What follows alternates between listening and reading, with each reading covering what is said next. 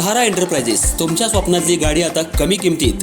इचलकरंजी शहरालगत असलेल्या कबनूर चंदूर रोडवर कोन्नूर पार्कमधल्या सहारा एंटरप्राइजेस इथं पश्चिम महाराष्ट्रातली विविध बँका आणि फायनान्स कंपन्यांनी जप्त केलेल्या जुन्या दुचाकी आणि चारचाकी गाड्यांची विक्री केली जाते. शोरूम किमतीपेक्षा 25 ते 50% कमी दरात, उत्तम स्थितीत आणि संपूर्ण कागदपत्रांसह त्वरित डिलिव्हरी. दुचाकी 20,000 पासून पुढे तर चारचाकी 50,000 पुढे. आपल्या पसंतीची कार किंवा बाईक आता अगदी परवडणाऱ्या दरात घेऊन जा.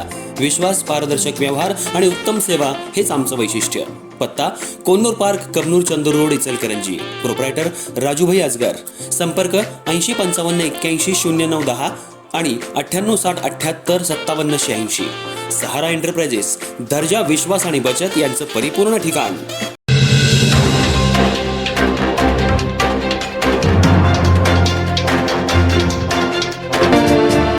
इचलकरंजी शहरात गांजा विक्री प्रकरणी 2 आरोपींना पोलिसांनी ताब्यात घेतले. त्यांच्याकडून 2.5 किलो गांजा असा लाखो रुपयांचा मुद्देमाल जप्त करण्यात आलाय.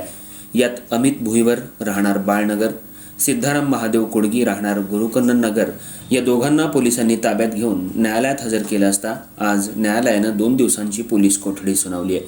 ही कारवाई शिवाजीनगर पोलिसांनी केली आहे. इचलकरंजी शहरात अंमली पदार्थ मोठ्या प्रमाणात मिळतात. इचलकरंजी शहर हे वस्त्रनगरी म्हणून आपण ओळखतो. या ठिकाणी परप्रांतीय कामगार मोठ्या प्रमाणात आहेत. काहींना अंमली पदार्थांचं व्यसन आहे. सध्या इचलकरंजी शहरामध्ये मोठ्या प्रमाणात राजरोसपणे अंमली पदार्थांची विक्री होत असल्याची माहिती पोलिसांना मिळाली होती. पोलिसांना आज 2 युवक गांजा विक्रीसाठी येणार असल्याची गोपनीय माहिती मिळाली.